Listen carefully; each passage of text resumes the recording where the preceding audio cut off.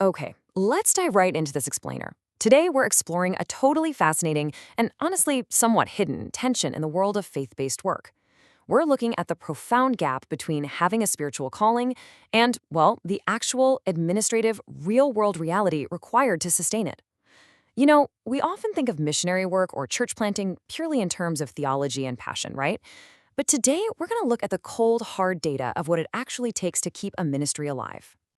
Here is our agenda for this explainer.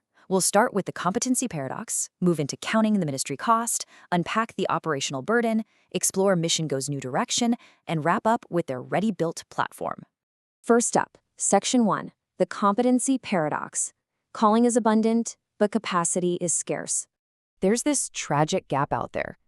Ministers are incredibly well-trained theologically, yet they're often left completely vulnerable operationally. The information we're unpacking today comes directly from a July 2026 executive brief and needs assessment called The Unmet Need. It was authored by MissionGO's president and CEO, Dennis Campbell, and it maps out exactly why aspiring missionaries, church planters, and folks entering ministry as a second career stall out or fail. It marks a strategic new direction for MissionGO by testing a really simple thesis. People aren't failing because they lack calling. Actually, scratch that. It's not about the calling at all. They're failing because they lack an operational infrastructure. And this brings up a profound issue of biblical stewardship.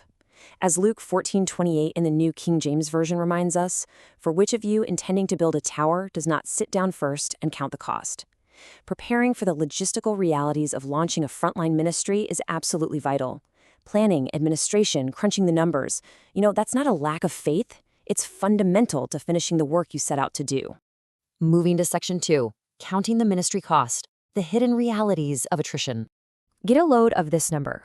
According to global datasets, a staggering 71% of all missionary departures from the field are completely preventable. 71%. Let that sink in for a second. When leaders were asked what most hinders missionaries from reaching their goals, finances actually ranked as the #1 issue. That's ahead of family and relationship struggles. And beyond the people who leave, there's this whole unmeasured population of candidates who never even deploy because the 18 to 23 months it typically takes to raise support simply defeats them before they even start.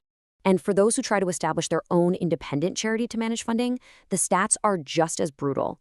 Since 2010, the IRS has automatically revoked the tax-exempt status of over 1.2 million organizations, 1.2 million, largely just for failing to file a Form 990 for 3 consecutive years.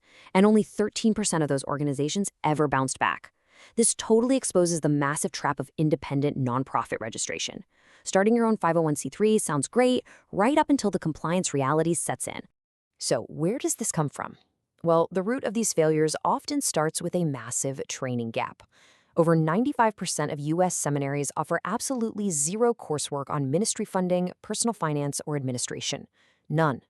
In fact, research shows 85% of pastors say they were never equipped to understand or practice these principles.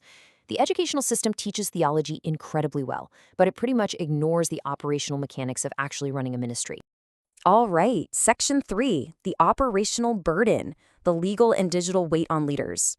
We're looking at the heavy yoke placed on modern leaders, especially the 66% of congregational clergy entering ministry as a second career. These are folks called later in life without a big denominational pipeline to rely on. 1 Corinthians 14:40 in the NKJV says, "Let all things be done decently and in order." But fulfilling that biblical mandate today means a lot more than just keeping a tidy church service. Doing things decently and in order in the 21st century means navigating extremely complex tax compliance, setting up modern digital CRM systems to track donors, and strictly managing cross-border accounting. The modern standard for order is legally and technologically rigorous. Taking the independent route is just a massive hurdle. Let's say a ministry wants to operate in both the US and Canada. Well, they have to navigate 2 entirely separate systems that literally do not recognize each other. Setting up a U.S. 501c3 and a Canadian CRA charity independently can cost up to $50,000 in combined legal fees and take up to 2 years. And that's just the legal setup. Add in a modern digital software stack, donor CRMs, online giving platforms, tax-compliant receipting, and you're looking at roughly $16,800 a year for a small organization. All of this has to be paid for and managed before a single program dollar is ever spent on the actual mission. Which brings us to Section 4. MissionGO's new direction, closing the administrative gap. Because ultimately, living by faith fundamentally means focusing your energy on ministry over administration. When you compare these two paths side by side, you immediately see why MissionGO's approach is a real game changer. On the one hand, you have the independent setup, highly expensive, incredibly slow, and legally complex. On the other hand, you have MissionGO. Now, this isn't some new startup idea. It's an 80-year-old platform. They already hold registered charity status in both the United States and Canada. By plugging into their ready-built platform, a ministry gains immediate dual compliance, shared CRM tools, and back-office support. It provides the exact infrastructure needed to prevent early ministry burnout. Section 5. The Ready-Built Platform. Empowering the True Calling. 1 Corinthians 4:2 tells us, "Moreover, it is required in stewards that one be found faithful." Now, being a faithful steward doesn't mean you have to do the accounting yourself.